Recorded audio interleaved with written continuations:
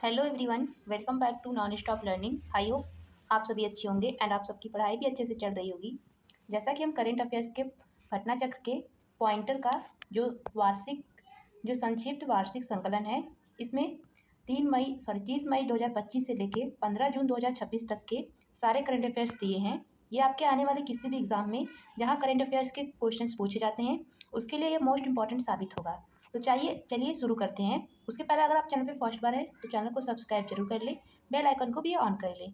इसके पहले मैंने इसके 2 पार्ट कंप्लीट करा दिए हैं। अगर आप लोगों ने उसको नहीं देखा है तो चैनल पे मैंने प्लेलिस्ट बना दी है, उसे ज़रूर देख लें। ये हमारा 3rd पार्ट है।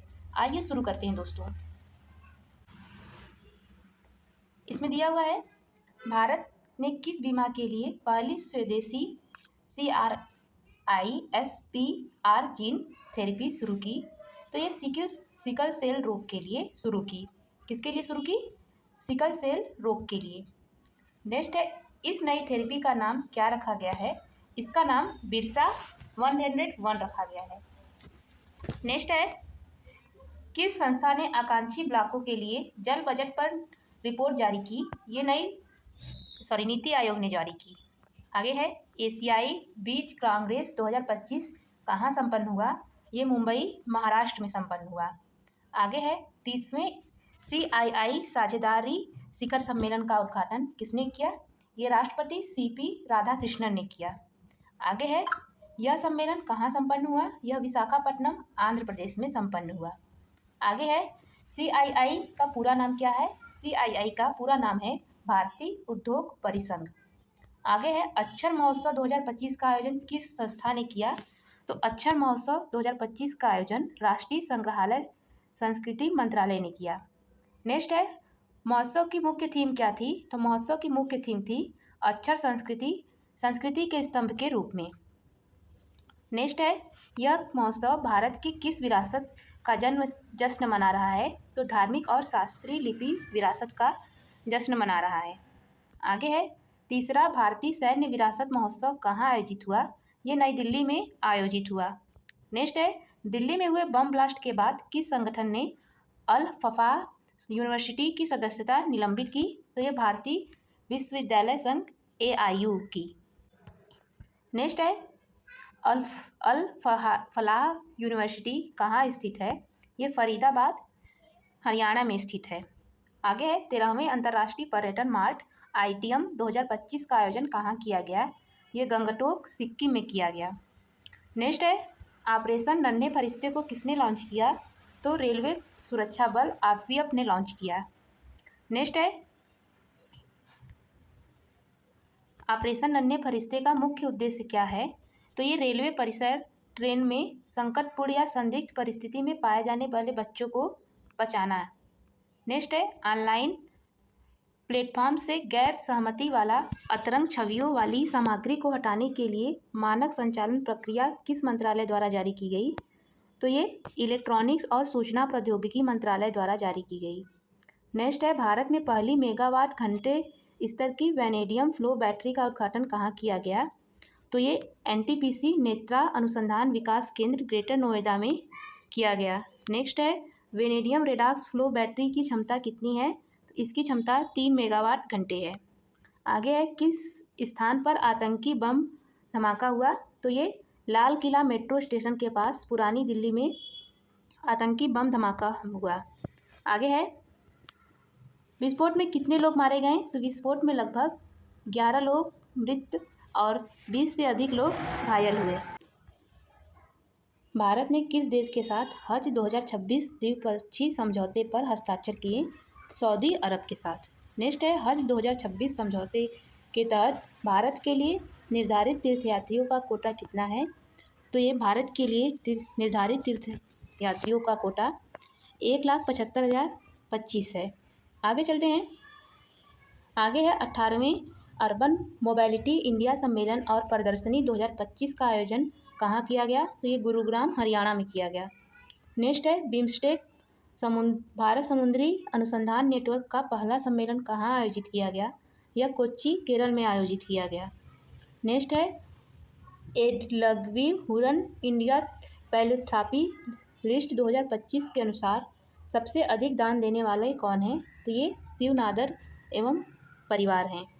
नेक्स्ट है, शिव नादर ने उनके परिवार के इस वर्ष कितनी राशि प्रदान की? तो शिव नादर और उनके परिवार ने इस वर्ष 2708 करोड़ रुपए प्रदान की। आगे है, इस सूची के अनुसार भारत के शीर्ष 191 उदार लोगों ने वर्ष 2025 में कुल कितनी राशि दान की? तो कुल 10,048 करोड़ रुपए की राशि दान की। नेक्स्ट है, हरित हाइड्रोजन पर अंतर्राष्ट्रीय सम्मेलन कहाँ आयोजित किया गया? यह नई दिल्ली में आयोजित किया गया। नेक्स्ट है, ICGH 2025 किस मंत्रालय द्वारा आयोजित किया गया? यह नवीन और नवीकरणीय ऊर्जा मंत्रालय द्वारा आयोजित किया गया। नेक्स्ट है, भारत के राष्ट्रीय गीत वंदे मातरम के कौन सी वर्षगांठ मनाई गई? तो वंदे मातरम की 150वीं वर्षगांठ मनाई गई। नेक्स्ट है, यह गीत किसको समर्पित है? यह मातृभूमि को समर्पित है। नेक्स्ट है, वंदे भारतम पहली बार वर्ष 1875 में किस पत्रिका में प्रकाशित हुई थी? तो ये बंग दर्शन में सर्वप्रथम प्रकाशित हुई थी। आगे है, वंदे मातरम के रचयिता कौन थे? तो वंदे मातरम के रचयिता बंकिम चंद्र चट्टोपाध्याय थे। आगे है, वर्ष 2025 में भारत का सबसे बड़ा सूरजमुखी तेल आपूर्तिकर्ता कौन बना है? तो ये रूस बना है। आगे है, अंतर्राष्ट्रीय सहकारी संघ ICA की वर्ल्ड कोऑपरेटिव मॉनिटर 2025 रिपोर्ट में भारत की कितनी संस्थाओं को शीर्ष स्थान मिला है? तो 2 प्रमुख सहकारी संस्थाओं को। यह संस्थाएं कौन सी हैं? तो Gujarat cooperative milk marketing federation limited और India farmers fertiliser corporation limited. आगे है, टर्नओवर प्रति व्यक्ति GDP श्रेणी में अमूल को विश्व रैंकिंग में कौन सा स्थान मिला? तो पहला स्थान मिला। नेक्स्ट है, इसकी श्रेणी में इफ्को को कौन सा स्थान मिला? इफ्को को दूसरा स्थान मिला। आगे है, अंतर्राष्ट्रीय सहकारी संघ ICA का मुख्यालय कहाँ है? ब्रुसेल्स बेल्जियम में है। नेक्स्ट है, कार्यस्थल पर लोग 2025 एक वैश्विक कार्यबल दृष्टिकोण नामक सर्वे किस संस्था ने प्रकाशित किया? ये ADP रिसर्च ने प्रकाशित किया।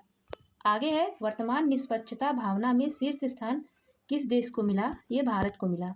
आगे है, उत्तराखंड में ग्रीन सेंस कब से प्रभावी हुआ? ये 10 फरवरी 2026 से प्रभावी हुआ। नेक्स्ट है, ग्रीन सेंस किन वाहनों पर लागू होगा? ये राज्य में प्रवेश करने वाले छूट रहित बाहरी वाहनों पर लागू होगा। आगे है, अंतर्राष्ट्रीय आर्य महासम्मेलन 2025 कहाँ आयोजित हुआ? यह नई दिल्ली में आयोजित हुआ। आगे है, यह महासम्मेलन किस उपलक्ष्य में आयोजित किया गया? यह आर्य समाज की 150वीं वर्षगांठ और महर्षि दयानंद सरस्वती की 200वीं जयंती पर मनाया गया। आगे है, अंतर्राष्ट्रीय लवणता सम्मेलन 3.0 कहाँ संपन्न हुआ? यह गोवा में संपन्न हुआ। आगे है, अंतर्राष्ट्रीय सौर गठबंधन ICA सभा का 8वां सत्र कहाँ आयोजित किया गया? यह भारत मंडपम नई दिल्ली में आयोजित किया गया। नेक्स्ट है, इस सत्र की थीम क्या है? इस सत्र की थीम है एक सूर्य, एक शिव और एक क्रीड है। आगे है, इन संस्था ने विनिर्माण, पुनर्कल्पना, उन्नत विनिर्माण में वैश्विक नेतृत्व के लिए भारत का रोडमैप का अनावरण किया। तो नीति आयोग ने। आगे है, रोडमैप में वर्ष 2035 तक देश के सकल घरेलू उत्पाद में विनिर्माण का कितना योगदान लक्ष्य रखा गया? तो 25% का। आगे है, भारत और श्रीलंका के बीच कृषि पर संयुक्त कार्य समूह की बैठक कहाँ आयोजित हुई?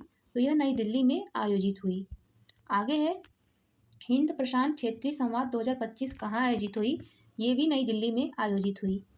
अगला है, यह भारतीय नौसेना का किस प्रकार का संवाद है? तो ये वार्षिक शीर्ष स्तरीय रणनीतिक संवाद है। आगे है, आदर्श युवा ग्राम सभा पहल का शुभारंभ कहाँ किया गया? यह नई दिल्ली में किया गया। नेक्स्ट है, आदर्श युवा ग्राम सभा का मूल उद्देश्य क्या है? तो छात्रों को ग्राम सभा के अनुभवात्मक क्रियात्मक शिक्षण से जोड़ना। नेक्स्ट है, केंद्रीय मंत्रिमंडल की मंजूरी के बाद शास्त्रीय भाषाओं की कुल संख्या कितनी हो गई? तो शास्त्रीय भाषाओं की कुल संख्या 11 हो गई। आगे है, केंद्रीय मंत्रिमंडल में किन भाषाओं को शास्त्रीय भाषा का दर्जा दिया? तो मराठी, पाली, प्राकृतिक, असमिया और बंगाली को शास्त्रीय भाषा का दर्जा दिया। आगे है, सबकी योजना सबका विकास अभियान किस मंत्रालय द्वारा चलाया गया? तो ये पंचायती राज मंत्रालय द्वारा चलाया गया। नेक्स्ट है, इंडिया मैरीटाइम वीक 2025 कहाँ आयोजित हुआ? तो ये मुंबई में आयोजित हुआ। नेक्स्ट है, इंडिया मैरीटाइम वीक 2025 किस विषय पर आधारित था? यह महासागरों को एकजुट करना एक समुद्री दृष्टिकोण विषय पर आधारित था। आगे है, मसालों और पाक कला जड़ी बूटियों पर कोडेक्स समिति का 8वां सम्मेलन कहाँ आयोजित किया गया? यह गुवाहाटी, असम में आयोजित किया गया। नेक्स्ट है, भारतीय मसाला बोर्ड की सचिव कौन है? ये पी हेमलथा हैं। आगे है, दीपोत्सव 2025 में कुल कितने दिए जलाकर विश्व रिकॉर्ड बनाया गया? तो 26,17,215 दिए जलाकर विश्व रिकॉर्ड बनाया गया। आगे है, वर्ष 2025 में अयोध्या में कौन सा दीपोत्सव संस्करण आयोजित हुआ? तो 9वां दीपोत्सव संस्करण आयोजित हुआ। आगे है, आईटी नियम 2021 में संशोधन किस मंत्रालय ने अधिसूचित किया?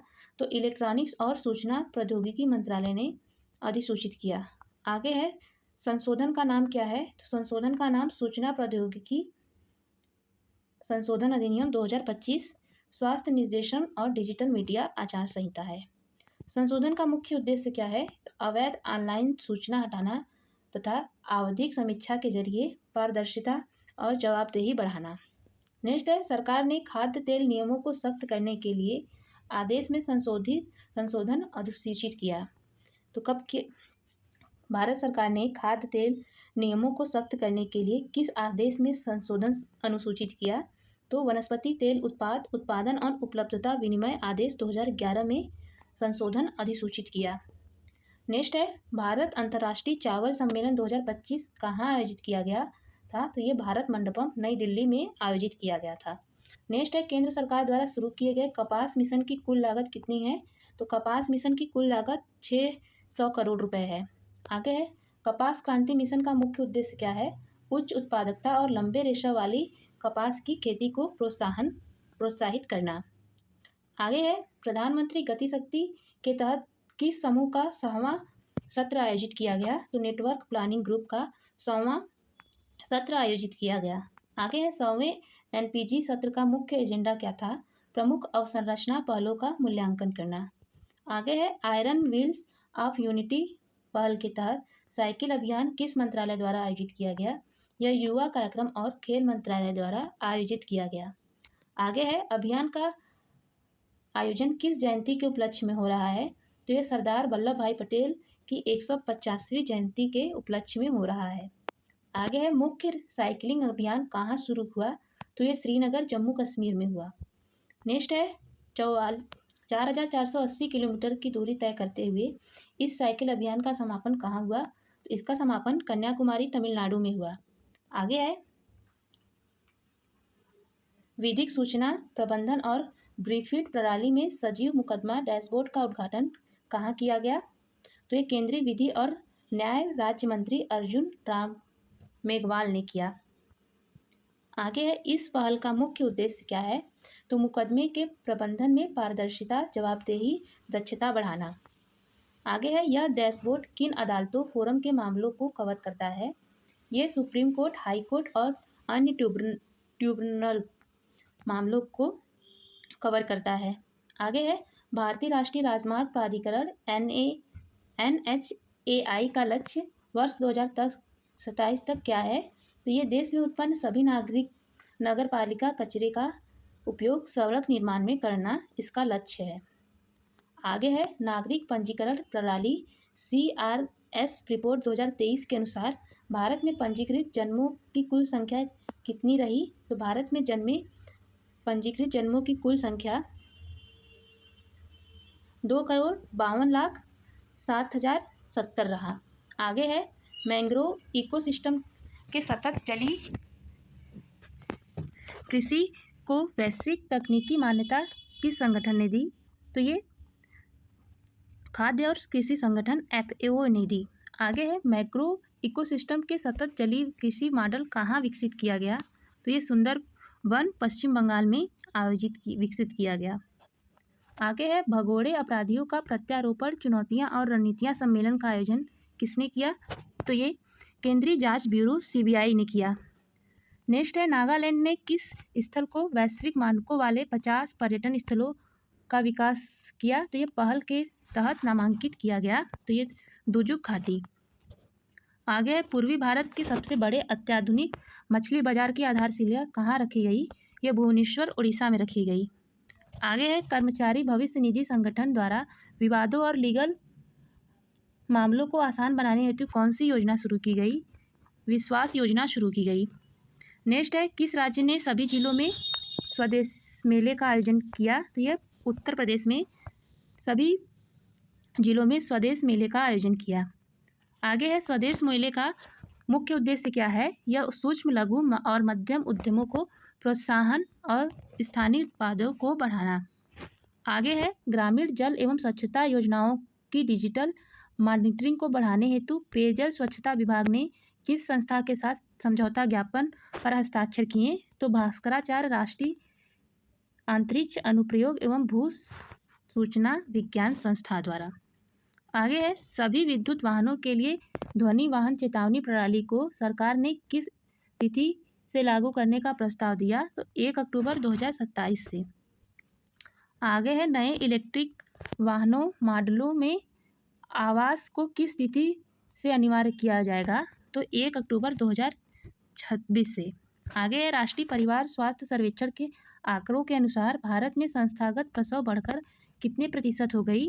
तो लगभग 89% हो गई। नेक्स्ट है यमुना पंजीकरण प्रणाली के अनुसार भारत में मातृ मृत्यु अनुपात घटकर प्रति लाख जीवित जन्मों पर कितनी हो गई है? तो 88 हो गया है। आगे है नमूना पंजीकरण प्रणाली SRS के अनुसार मृत्यु दर प्रति 1000 जीवित जन्मों पर घटकर कितना हो गया है? तो ये 27 हो गया है। आगे है विश्व स्वास्थ्य संगठन के आंकड़ों के अनुसार भारत में तपेदिक की घटना में कितनी गिरावट आई है? तो तपेदिक की घटना में 17.7% की गिरावट आई है। आगे है भारत का पहला commercial electronic truck battery swapping charging station किसने उद्घाटित किया? तो ये केंद्रीय सड़क परिवहन व राजमार्ग मंत्री नितिन गडकरी ने किया। आगे है यह स्टेशन कहाँ स्थापित किया गया? तो ये स्टेशन सोनीपत हरियाणा में स्थापित किया गया। आगे है नक्शा कार्यक्रम किस बड़े सरकारी कार्यक्रम के तहत शुरू की गई एक पहल है? तो ये डिजिटल इंडिया भूमि अभिलेख आधुनिकीकरण कार्यक्रम के तहत शुरू की गई एक पहल है। आगे है नक्शा पहल किस प्रकार के भूमि प्रबंधों में सुधार पर केंद्रित है? तो ये शहरी भूमि प्रबंधन के सुधार पर केंद्रित है। आगे है भारत का पहला समर्पित पशु जन्म नियंत्रण प्रशिक्षण केंद्र कहाँ स्थापित किया गया? तो ये लखनऊ उत्तर प्रदेश में स्थापित किया गया। नेक्स्ट है प्रशिक्षण के दौरान किन प्रमुख विषयों को शामिल किया गया? तो प्रशिक्षण के दौरान कुत्ता की पकड़, एंथीसिया, नसबंदी और सर्जरी के बाद देखभाल विषयों को शामिल किया गया। नेक्स्ट है अरुणाचल प्रदेश की पहली वाणिज्यिक कोयला खदान का शुभारंभ कहाँ किया गया? तो ये नामचिक नामफुक कोयला ब्लॉक में शुरू किया गया। आगे है यह खदान किस जिले में स्थित है? ये चांगलांग अरुणाचल प्रदेश में स्थित है। नेक्स्ट है 6वें ग्लोबल फिनटेक फेस्ट 2025 का आयोजन कहाँ किया गया? ये मुंबई में किया गया। आगे है सीमा सड़क संगठन BRO की हिमांग परियोजना के तहत विश्व की सबसे ऊंची मोटर योग्य सड़क कहाँ बनाई गई? तो ये मिंग ला दर्रा लद्दाख में बनाई गई। नेक्स्ट है यह सड़क की ऊंचाई समुद्र तल से कितनी है? तो 19,400 फीट है। नेक्स्ट है PM सेतु योजना का शुभारंभ कहाँ किया गया? PM सेतु योजना का शुभारंभ नई दिल्ली में किया गया। आगे है PM सेतु योजना का पूरा नाम क्या है? तो अपग्रेड IIT के माध्यम से प्रधानमंत्री कौशल रोजगार परिवर्तन इसका पूरा नाम है। आगे चलते हैं। नेक्स्ट है PM सेतु से देश भर में कितने लोगों से अधिक ITI लाभान्वित होंगे? तो 1000 से अधिक ITI लाभान्वित होंगे। नेक्स्ट है दलहन आत्मनिर्भरता मिशन को मंजूरी किसने दी? तो दलहन आत्मनिर्भरता को मंजूरी केंद्रीय मंत्रिमंडल ने दी। नेक्स्ट है यह मिशन कब से कब तक चलेगा? तो ये मिशन वर्ष 2025-26 से 2030-31 तक चलेगा। वर्ष 2030-31 तक कितना दलहन उत्पादन का लक्ष्य है? तो वर्ष 2030-31 तक 350 लाख टन दलहन उत्पादन का लक्ष्य है। आगे है सीखो और कमाओ पहल किस विभाग ने शुरू की? तो सीखो और कमाओ पहल दिव्यांगजन सशक्तिकरण विभाग ने शुरू की। नेक्स्ट है देश के पहले सरकारी सहकारी मल्टीफील्ड कंप्रेस्ड बायोगैस प्लांट का उद्घाटन कहाँ किया गया? तो ये कोपरगांव, अहिल्यानगर, महाराष्ट्र में किया गया। नेक्स्ट है, केंद्रीय गृह मंत्रालय ने असम के किस प्रसिद्ध गायक की मृत्यु के जांच के लिए सिंगापुर के साथ पारंपरिक कानूनी सहायता का आह्वान किया? तो ये जुबिन गर्ग के साथ। आगे है, मौत की वजह क्या बताई गई? तो मौत की वजह समुद्र में डूबना बताई गई। आगे है, राष्ट्रीय अपराध रिकॉर्ड ब्यूरो की वर्ष 2024 की रिपोर्ट के अनुसार कृषि क्षेत्र से जुड़े व्यक्तियों की आत्महत्या की कुल संख्या कितनी रही? तो ये संख्या 10,546 रहा, जिसमें 4,633 काश्तकार और 5,913 कृषि मजदूर हैं। नेक्स्ट है, वर्ष 2024 में किसान कृषि श्रमिकों की आत्महत्या में सबसे अधिक मामले दर्ज करने वाला भारतीय राज्य कौन सा है? सबसे अधिक मामले महाराष्ट्र में आए, जो कुल आत्महत्याओं का 36.26% है। आगे है, NCRB रिपोर्ट 2024 के अनुसार कृषि क्षेत्र की आत्महत्याएं देश की कुल आत्महत्याओं का 17,746 का कितना प्रतिशत है? तो ये 6.2% है। मतलब कि देश में जितने भी आत्महत्याएं हुई उसमें से कृषि के क्षेत्र में 6.2% आत्महत्याएं हुई। आगे है, भारतीय रेलवे द्वारा प्रायोगिक तौर पर सुनिश्चित पारगमन समय कंटेनर ट्रेन सेवा किन स्थानों के माध्यम से किन स्थानों के माध्यम से शुरू करने की घोषणा की गई? तो ये दिल्ली और कोलकाता के माध्यम से। आगे है, भारतीय रेलवे द्वारा यह सेवा किस संगठन की साझेदारी से शुरू की गई? तो भारतीय कंटेनर निगम लिमिटेड की साझेदारी से शुरू की गई। नेक्स्ट है, वर्ल्ड फूड इंडिया 2025 का आयोजन कहाँ किया गया? तो ये नई दिल्ली में किया गया। आगे है, इस कार्यक्रम का आयोजन किस मंत्रालय ने किया? इस कार्यक्रम का आयोजन खाद्य प्रसंस्करण उद्योग मंत्रालय ने किया। नेक्स्ट है, भागीदार देश कौन है? तो भागीदार देश न्यूजीलैंड, सऊदी अरब है। आगे है, चिल्ड्रन इन इंडिया 2025 रिपोर्ट किसके द्वारा प्रकाशित की गई? तो ये सांख्यिकी और कार्यक्रम कार्यान्वयन मंत्रालय द्वारा शुरू की गई। नेक्स्ट है, वर्ष 2023 में भारत में शिशु मृत्यु दर कितनी दर्ज की गई? तो भारत में शिशु मृत्यु दर 1000 प्रति जीवित जन्मों पर 25 दर्ज की गई। आगे है, वर्ष 2023 में जन्म दर प्रति 1000 संख्या पर कितनी रही? तो ये 18.8% रही। नेक्स्ट है, 18.4% रही। आगे वर्ष 2019-21 में बाल विवाह की दर घटकर कितनी हो गई? तो ये 23.3% हो गई। आगे है, देश का सबसे बड़ा थर्ड पार्टी लॉजिस्टिक हब कौन सा क्षेत्र बना? तो ये दिल्ली NCR बना 25% के साथ। आगे है, थर्ड पार्टी लॉजिस्टिक हब में दूसरे और तीसरे स्थान पर कौन से शहर हैं? इसमें दूसरे स्थान पर क्रमशः मुंबई है 24% और तीसरे स्थान पर बेंगलुरु है 16%। नेक्स्ट है, नागालैंड विश्वविद्यालय के कितने संकाय सदस्य विश्व के शीर्ष 2% वैज्ञानिकों के सूची में शामिल हुए? तो 4। आगे चलते हैं, यह प्रतिष्ठित सूची किनके द्वारा संकलित की गई?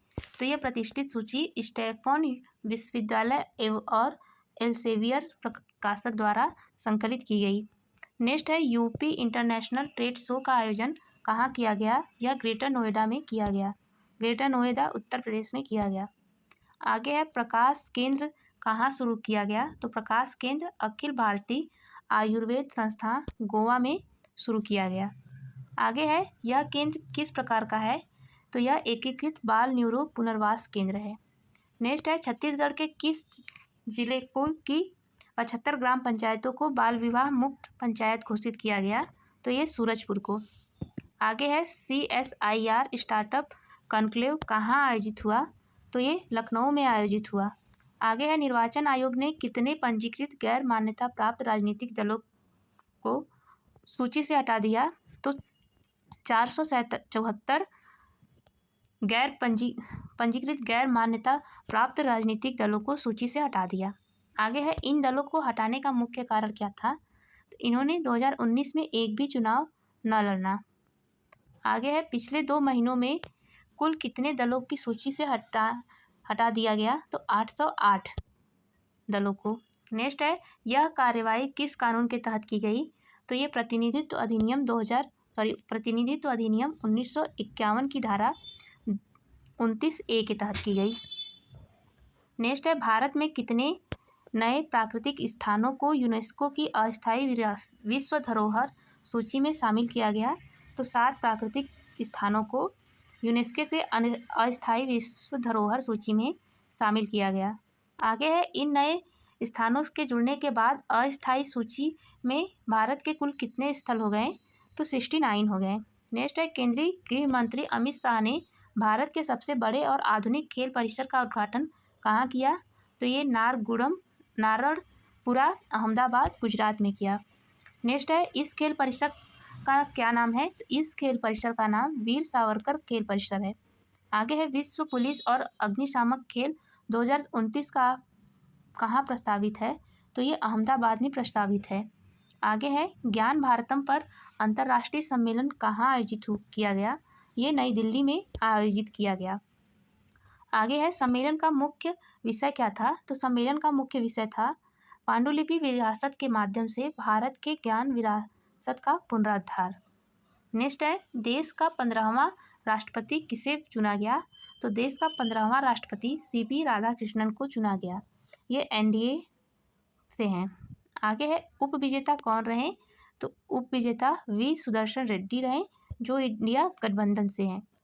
आगे है दुनिया का पहला सिरेमिक अपशिष्ट पार्क कहाँ बनाया गया, तो ये खुर्जा बुलंदशहर में बनाया गया। आगे है दुनिया के पहले सिरेमिक अपशिष्ट पार्क का नाम क्या रखा गया, तो अनोखी दुनिया रखा गया। आगे है जनजाति कार्य मंत्रालय ने आदि संस्कृति वर्तमान में ट्राइब्स का एक बीटा संस्करण कहाँ शुरू किया, तो यह भारत मंडपम नई दिल्ली में शुरू किया गया।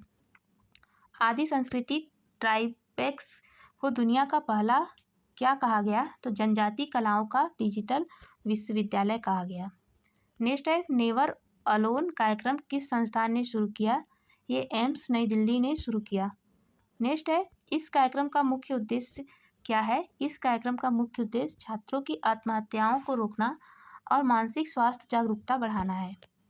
आगे है उत्तर प्रदेश रक्षा औद्योगिक गलियारे के विकास हेतु एक सम्मेलन का आयोजन कहाँ किया गया, तो ये लखनऊ में उत्तर प्रदेश रक्षा औद्योगिक गलियारे के विकास हेतु सम्मेलन आयोजित किया गया। आगे चलते हैं। आगे है कौन सा राज्य पूर्ण साक्षर बना, तो हिमाचल प्रदेश राज्य पूर्ण साक्षर बना। नेक्स्ट है हिमाचल प्रदेश से किन राज्यों केंद्र शासित प्रदेशों ने पूर्ण साक्षरता प्राप्त की थी हिमाचल प्रदेश से पहले लद्दाख, मिजोरम, गोवा और त्रिपुरा ने पूर्ण साक्षरता प्राप्त की थी। आगे है किसी राज्य को पूर्ण साक्षर घोषित करने के लिए राष्ट्रीय मानक क्या है, तो राष्ट्रीय मानक है 15 वर्ष और उससे अधिक आयु के व्यक्तियों के बीच 95% साक्षरता। नेक्स्ट है प्रधानमंत्री नरेंद्र मोदी ने बांस से बायो एथेनॉल बनाने वाली एक आधुनिक संयंत्र का उद्घाटन कहाँ किया, तो ये नुमालीगढ़ रिफाइनरी लिमिटेड असम में किया। आगे है चांदी की हॉलमार्किंग स्वैच्छिक आधार पर कब से शुरू की गई, तो ये 1 सितंबर 2025 से शुरू की गई। आगे है राष्ट्रीय संस्थागत रैंकिंग रूपरेखा रैंकिंग किस मंत्रालय द्वारा जारी की गई, तो ये शिक्षा मंत्रालय द्वारा जारी की गई। आगे है NIRF 2025 के अनुसार ओवरऑल कैटेगरी में पहला स्थान किस संस्थान ने प्राप्त किया, तो ये IIT मद्रास ने प्राप्त किया। आगे है national annual report and index on women safety 2025 कहाँ हुआ, जो भारत में महिलाओं के लिए शीर्ष 3 सबसे सुरक्षित शहर कौन से हैं, तो महिलाओं के लिए भारत में 3 सबसे सुरक्षित शहर कोहिमा, विशाखापट्टनम और भुवनेश्वर है। नेक्स्ट है NARI 2025 के अनुसार सबसे असुरक्षित शहर कौन है, तो सबसे असुरक्षित शहर पटना, जयपुर, फरीदाबाद, दिल्ली, कोलकाता, श्रीनगर और रांची हैं। आगे है NARI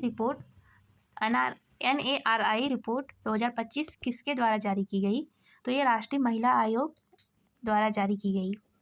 नेक्स्ट है, रक्षा मंत्री राजनाथ सिंह और उत्तर प्रदेश के मुख्यमंत्री योगी आदित्य ने कहाँ रेफी M fibre private India limited की रक्षा उपकरण एवं इंजन टेस्ट फैसिलिटी का लोकार्पण किया?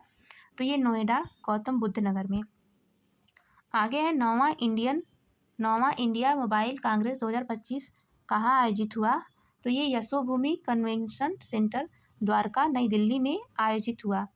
आगे है, डिजिटल इंडिया मिशन के तहत किस संस्था ने लगभग 2000 ई सरकारी सेवाओं का अखिल भारतीय एकीकरण हासिल किया? तो नेशनल ई गवर्नेंस डिवीजन ने। नेक्स्ट है, किन प्लेटफॉर्म पर यह एकीकरण किया गया?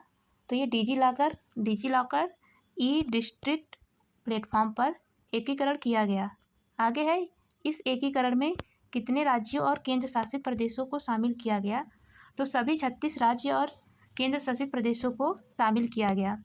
आगे है, डिजिटल सेवाओं की संख्या के मामले में भारत में पहले स्थान पर कौन है?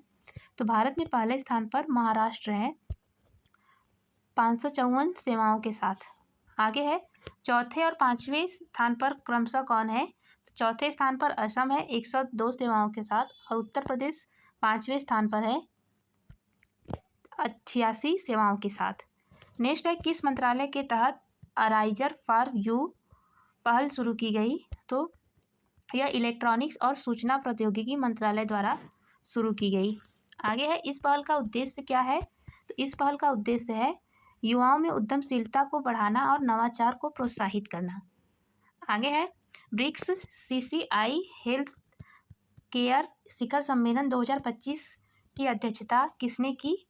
तो ये केंद्रीय मंत्री प्रताप राव जाधव ने की। आगे चलते हैं, शिखर सम्मेलन का आयोजन किसके द्वारा किया गया? तो ये BRICS chamber of commerce and industry के द्वारा किया गया। नेक्स्ट है, यह शिखर सम्मेलन किस विषय पर आधारित था? तो ये परंपरागत प्रथाओं और नवाचार को जोड़ने पर आधारित था। नेक्स्ट है, शिखर सम्मेलन में किन देशों के प्रतिनिधियों ने भाग लिया?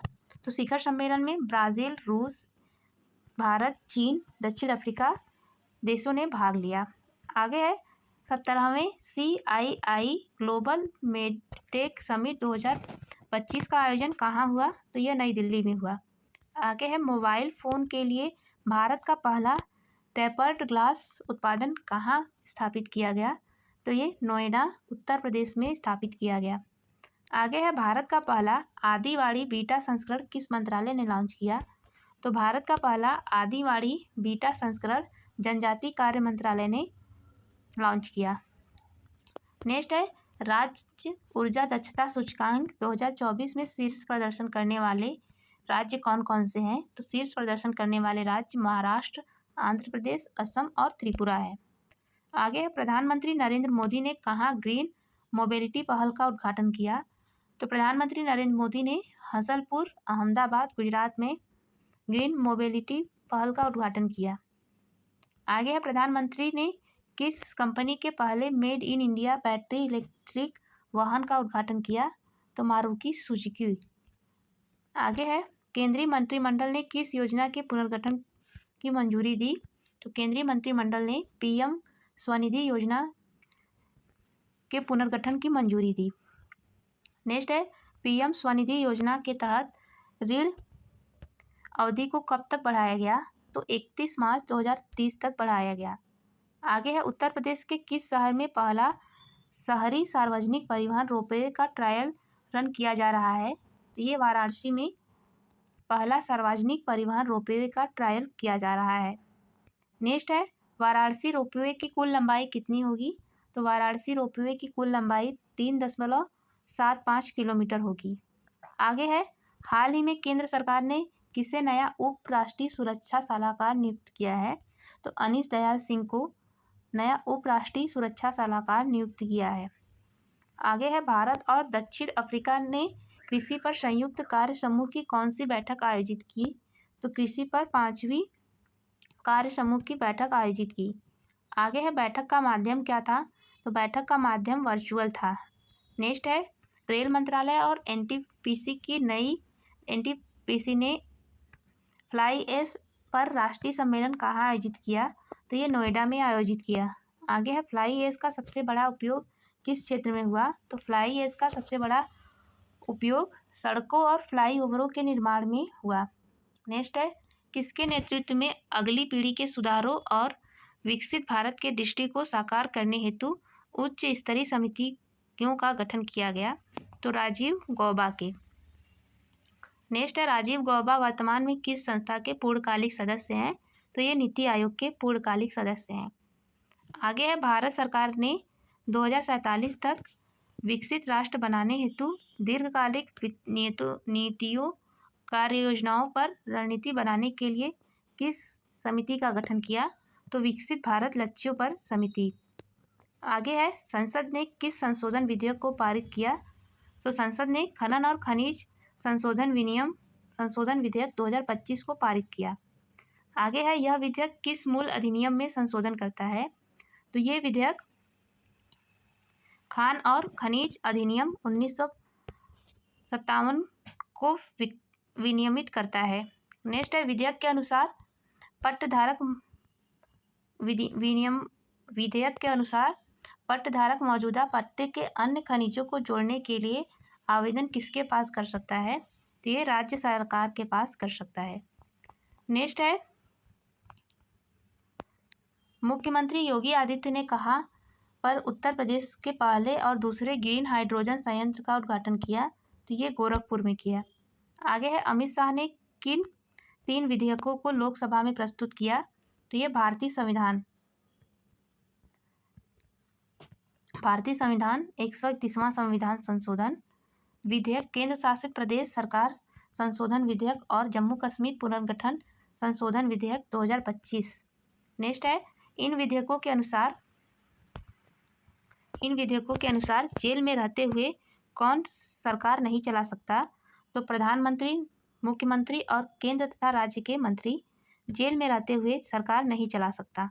आगे है, किस अवधि तक जेल में रहने पर कोई नेता पद से हटाया जाएगा? तो 30 दिन लगातार जेल में रहने पर नेता पद से हटाया जाएगा। अपराध की संभावित सजा 5 वर्ष या उससे अधिक होने पर। नेक्स्ट है, ऑपरेशन सिंदूर को NCERT ने किस प्रकार वर्णित किया?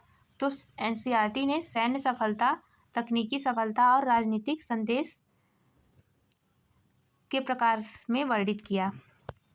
आगे है, ऑनलाइन गेमिंग संवर्धन एवं विनिमय विधेयक 2025 के तहत किस गतिविधि पर प्रतिबंध लगाया गया?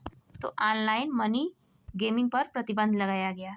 नेक्स्ट है, इस विधेयक से किन कंपनियों के राजस्व पर असर पड़ा? तो Dream11,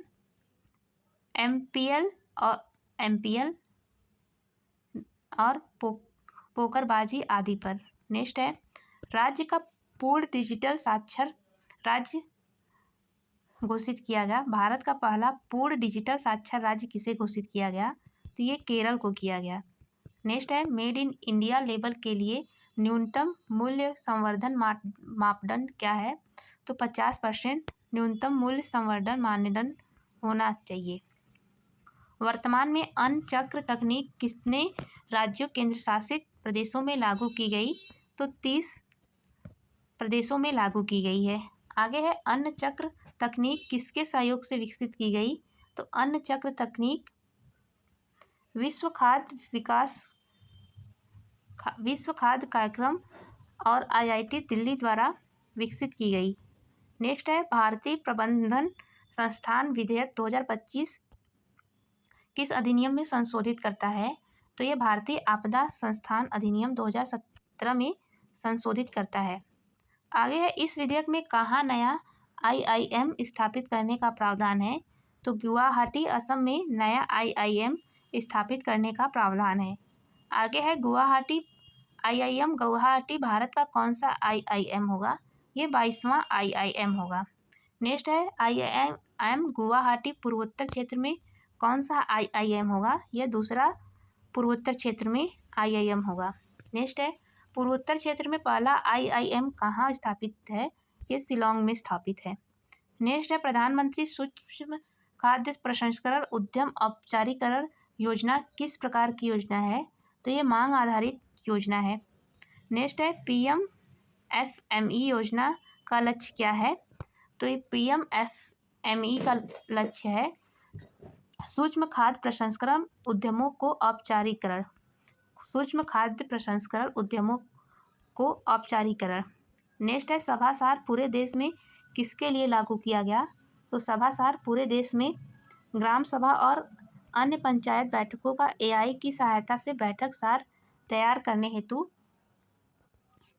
लागू किया गया। नेक्स्ट है राष्ट्रीय खेल प्रशासन विधेयक 2025 में किस नई संस्था का गठन प्रस्तावित है? तो राष्ट्रीय खेल ट्रिब्यूनल का गठन प्रस्तावित है। आगे है राष्ट्रीय डोपिंग रोधी अधिनियम। राष्ट्रीय डोपिंग रोधी अधिनियम संशोधन 2025 में किसे पैनल गठित करने का अधिकार दिया गया? तो ये केंद्र सरकार को। आगे है PM विकसित भारत योजना की घोषणा किसने की? तो प्रधानमंत्री मोदी ने की। प्रधानमंत्री नरेंद्र मोदी ने। इस योजना के लिए कितने रुपए आवंटित किए गए? इस योजना के लिए लगभग 1 लाख करोड़ रुपए आवंटित किए गए। इस योजना के तहत नए रोजगार पाने वाले युवाओं की कितनी राशि दी जाएगी? तो इस योजना के तहत नए रोजगार पाने वाले युवाओं को 15,000 रुपये 2 किस्तों में दी जाएगी। आगे चलते हैं।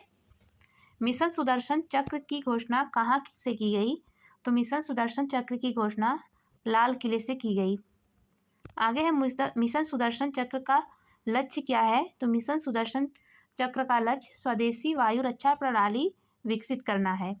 आगे है गैर व्यावसायिक वाहनों के लिए फास्टैग वार्षिक पास कितने टोल प्लाजा पर शुरू किया गया? तो ये लगभग 1150 टोल प्लाजा पे शुरू किया गया। फास्टैग वार्षिक पास की लागत कितनी है? तो 3,075 रुपये है। नेक्स्ट है फास्टैग वार्षिक पास की वैधता कितने समय तक है? 1 वर्ष या 200 टोल प्लाजा क्रॉसिंग।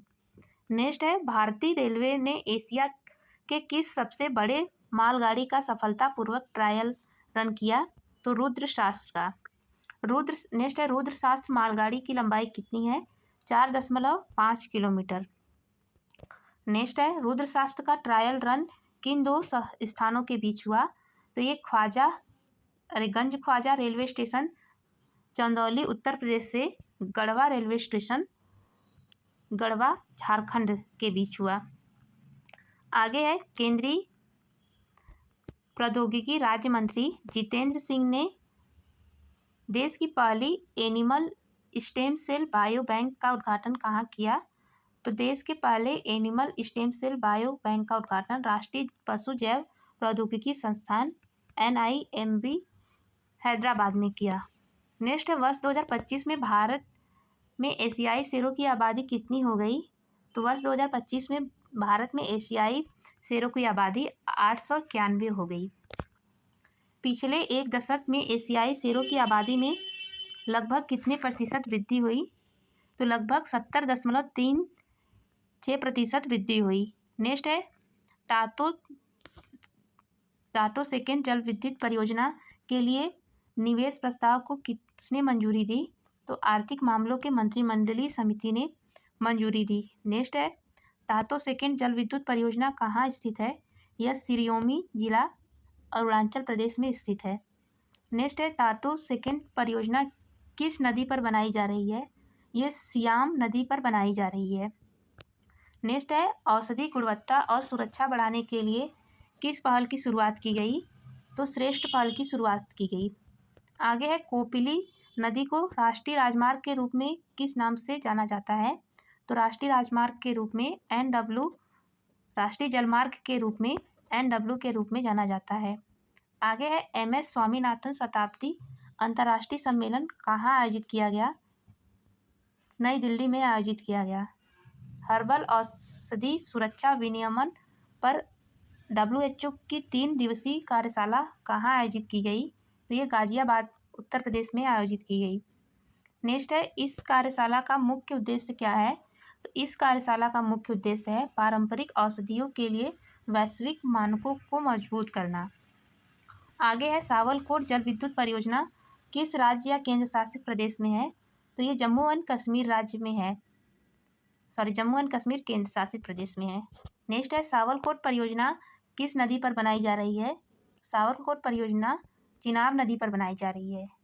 नेक्स्ट है पूर्वोत्तर के वैज्ञानिकों और आदिवासी किसानों ने किस जानवर को राष्ट्रीय पशुधन मिशन NLM में शामिल करने का आग्रह किया? तो अथुन में।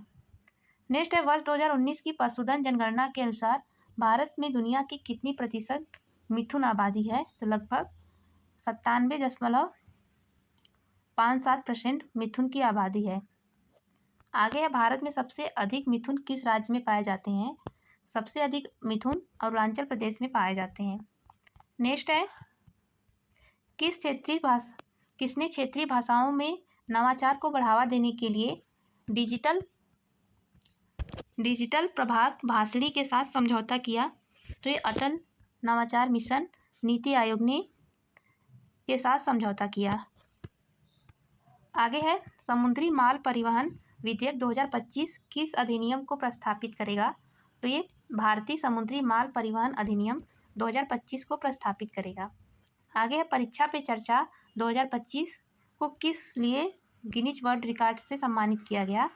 तो ये नागरिक सहभागिता मंच पर एक माह में सर्वाधिक पंजीकरण के लिए गिनीज वर्ल्ड रिकॉर्ड से सम्मानित किया गया। आगे है परीक्षा पे चर्चा 2025 के 8वें संस्करण में कितने वैध पंजीकरण हुए? 3.53 करोड़ वैध पंजीकरण हुए। आगे है मछली उत्पादन में भारत किस देश के बाद दूसरे स्थान पर है? तो मछली उत्पादन में भारत चीन के बाद दूसरे स्थान पर है। नेक्स्ट है कौन सा राज्य भारत से सबसे अधिक मछली उत्पादन करता है? तो आंध्र प्रदेश राज्य भारत में सबसे अधिक मछली उत्पादन करता है। आगे है लोकसभा अध्यक्ष ओम बिरला द्वारा सदन की कार्यवाही की अध्यक्षता करने के लिए किसे पैनलबद्ध सदस्य के रूप में नामित किया गया? तो NK प्रेमचंदन को। नेक्स्ट है पैनलबद्ध सदस्यों की अधिकतम संख्या कितनी हो सकती है? तो ये 10 हो सकती है। नेक्स्ट है पैनलबद्ध सदस्य कब सदन की अध्यक्षता कर सकते हैं? तो ये अध्यक्ष और उपाध्यक्ष की अनुपस्थिति में अध्यक्षता कर सकते हैं। आगे है अपना घर किस मंत्रालय की पहल है? तो अपना घर पेट्रोलियम और प्राकृतिक गैस मंत्रालय की पहल है। नेक्स्ट है इस पहल के तहत किनके लिए राजमार्गों पर विश्राम स्थल स्थापित किए गए? तो ट्रक चालकों के लिए राजमार्गों पर विश्राम स्थल स्थापित किए गए। आगे है किस जिले में नया हड़प्पा स्थल खोजा गया? तो जैसलमेर राजस्थान में नया हड़प्पा स्थल खोजा गया। आगे है इस हड़प्पा स्थल का नाम क्या है? इसका नाम है रतांडिया री ढेरी। नेक्स्ट है पिपरहवा अवशेष को कितने वर्षों बाद भारत लाया गया? तो पिपरहवा अवशेष को 127 वर्ष बाद लाया गया। नेक्स्ट है पिपरहवा अवशेषों की खोज कब की गई थी? वर्ष 1998 में की गई थी। नेक्स्ट है इन अवशेषों की खोज कहाँ की गई थी? पिपरहवा स्तूप उत्तर प्रदेश में। नेक्स्ट है यह अवशेष पवित्र रत्नों का समूह किसके साथ संबंधित है? तो ये भगवान बुद्ध के साथ संबंधित है। नेक्स्ट है हांगकांग की किस नीलामी कंपनी द्वारा इन अवशेषों को वापस किया गया? तो सोथबीज कंपनी द्वारा इसे वापस किया गया। नेक्स्ट है स्किल इम्पैक्ट ब्रांड रिपोर्ट 2025 के अनुसार प्रशिक्षुओं के नामांकन में सबसे अधिक योगदान किस राज्य का है? तो सबसे अधिक योगदान उत्तराखंड राज्य का है। नेक्स्ट है 2021 में शुरू की गई स्किल इम्पैक्ट ब्रांड का लक्ष्य 4 वर्षों के दौरान कितने लोगों को कौशल प्रदान करना? तो 50,000 लोगों को कौशल प्रदान करना। नेक्स्ट है इसमें महिलाओं की भागीदारी कितनी होनी चाहिए? इसमें महिलाओं की भागीदारी 60% होनी चाहिए। आगे है इस योजना के तहत प्रशिक्षुओं की आयु सीमा क्या है? इस योजना के तहत प्रशिक्षुओं की आयु सीमा 18 से 40 वर्ष है।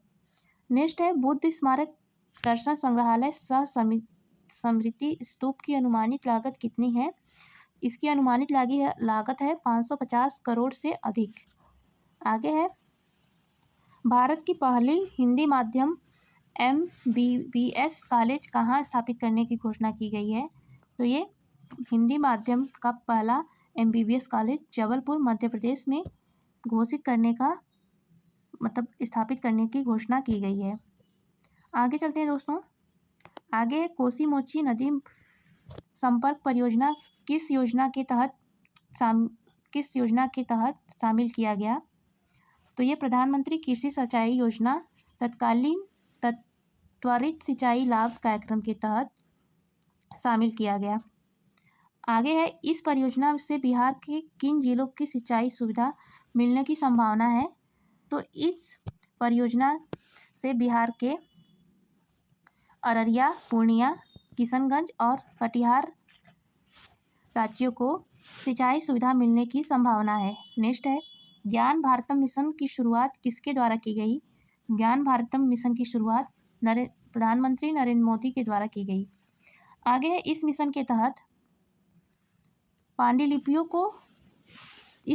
तहत कितनी पांडुलिपियों को संरक्षित करने का लक्ष्य रखा गया है? तो 1000 पांडुलिपियों को संरक्षित करने का लक्ष्य रखा गया है।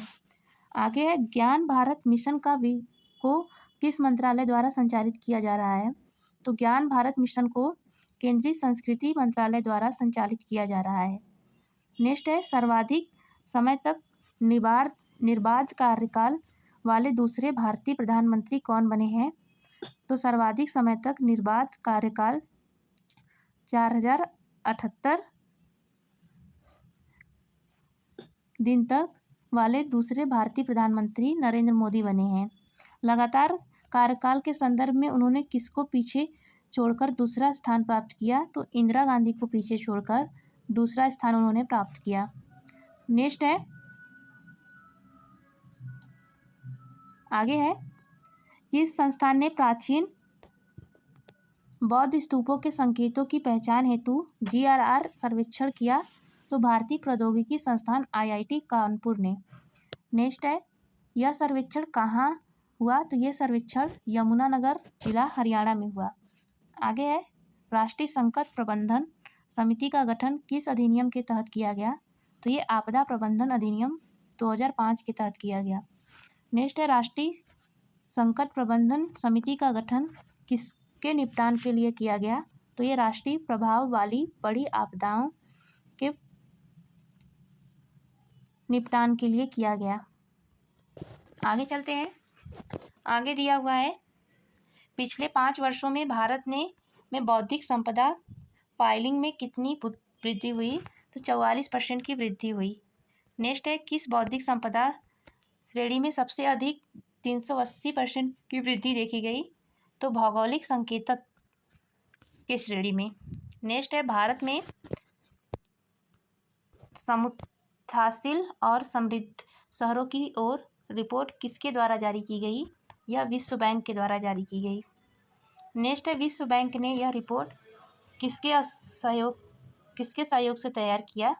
तो आवासन और शहरी कार्य मंत्रालय भारत सरकार के सहयोग से तैयार किया। नेक्स्ट है, रिपोर्ट के अनुसार वर्ष 2030 तक भारतीय शहर कितने प्रतिशत नई नौकरियां उत्पन्न करेगा? तो 70% नई नौकरियां उत्पन्न करेगा। नेक्स्ट है, भारत की शहरी आबादी को किस वर्ष तक लगभग दुगनी 951 मिलियन होने का अनुमान है? तो वर्ष 2050 तक। आगे है, वर्ष 2070 तक शहरी क्षेत्र में कितने नए घरों की आवश्यकताएं होंगी? 144 मिलियन से अधिक नए घरों की आवश्यकताएं होंगी। आगे है, किस कारण भारतीय शहर बाढ़ के प्रति अधिक संवेदनशील हो रहे हैं? तो पानी को अवशोषित करने के कम क्षमता के कारण शहर बाढ़ के प्रति अधिक संवेदनशील हो रहे हैं।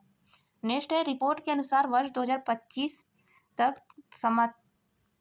समुद्राशील और कम कार्बन वाले बुनियादी ढांचे और सेवाओं हेतु कितने निवेश की आवश्यकता होगी? तो 2.4 ट्रिलियन से ज़्यादा। नेक्स्ट है, तत्कालीन उपराष्ट्रपति जगदीप धनखड़ ने अपनी पद से इस्तीफा कब दिया? तो इन्होंने 21 जुलाई 2025 को इस्तीफ़ा दिया। नेक्स्ट है वर्ष 1960 से 75 के मध्य पूर्वी पाकिस्तान अब बंगाल से स्थापित परिवारों को भूमि का मालिकाना हक देने का निर्णय किस राज्य ने लिया? तो ये उत्तर प्रदेश राज्य ने लिया। आगे है भारतीय रचनात्मक प्रौद्योगिकी संस्थान का पहला परिसर कहाँ स्थापित किया गया? तो ये मुंबई में स्थापित किया गया। नेक्स्ट है IICT के किन क्षेत्रों में उन्नत प्रशिक्षण कार्यक्रम पेश किए जाएंगे? तो ये VFX, पोस्ट प्रोडक्शन और XR, गेमिंग और एनिमेशन। नेक्स्ट है मुख्यमंत्री नीतीश कुमार ने कितनी यूनिट मुफ्त बिजली देने की घोषणा की? तो 125 यूनिट प्रतिमाह मुफ्त बिजली देने की घोषणा की। आगे है यूनेस्को की विश्व धरोहर सूची में किस भारतीय संपत्ति को शामिल किया गया? तो मराठा सैन्य परिदृश्य को शामिल किया गया। आगे है यूनेस्को विश्व धरोहर सूची में यह कौन सी प्रविष्टि है? तो ये 44वीं प्रविष्टि है।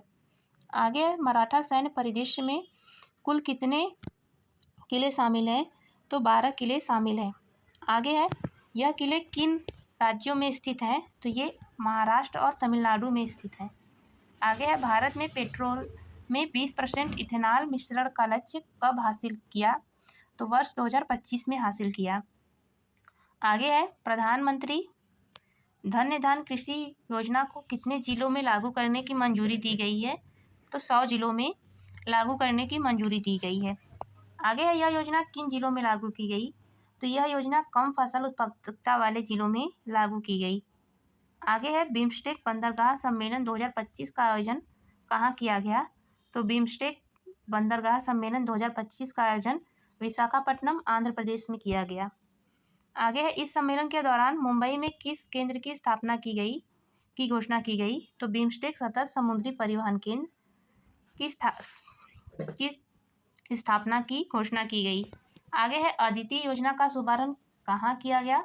अदिति योजना का शुभारंभ पानीपत, हरियाणा में किया गया। नेक्स्ट है विद्युत मंत्रालय की इस पहल का कार्यान्वयन किसके द्वारा किया गया? तो इसका कार्यान्वयन ऊर्जा दक्षता ब्यूरो द्वारा किया गया। नेक्स्ट है अदिति का पूरा नाम क्या है? अदिति का पूरा नाम है उद्योग एवं प्रतिष्ठानों में ऊर्जा दक्षता प्रौद्योगिकियों में उपयोग में सहायता। नेक्स्ट है इस योजना का फोकस मुख्य किस क्षेत्र पर है? तो इस योजना का फोकस मुख्यतः सूक्ष्म, लघु और मध्यम उद्यम पर है। नेक्स्ट है 75वें प्रधानमंत्री दिव्यासा केंद्र का उद्घाटन कहाँ किया गया? तो ये राजकीय मेडिकल कॉलेज बदायूं, उत्तर प्रदेश में किया गया। आगे है वायु आध्यात्मिक शिखर सम्मेलन 2025 कहाँ संपन्न हुआ? तो ये वाराणसी में संपन्न हुआ। आगे है सम्मेलन की थीम क्या है? तो सम्मेलन की थीम है विकसित भारत के लिए नशा मुक्त युवा। आगे वर्ष 2024-25 में भारत में प्रसंस्कृत आलू का शीर्ष उत्पादक राज्य कौन बना है? तो भारत में आलू का उत्पादक शीर्ष राज्य गुजरात बना है। नेक्स्ट है गुजरात के बाद भारत में प्रसंस्कृत आलू उत्पादन में किस राज्य का स्थान है? तो उत्तर प्रदेश और पंजाब का। नेक्स्ट है महाराष्ट्र सरकार ने हाल ही में किस त्यौहार को राज्य उत्सव घोषित किया? तो सार्वजनिक गणेशोत्सव को। आगे है पिछले एक दशक में भारत की स्थापित सौर क्षमता में कितनी वृद्धि हुई? तो 4000% की वृद्धि हुई।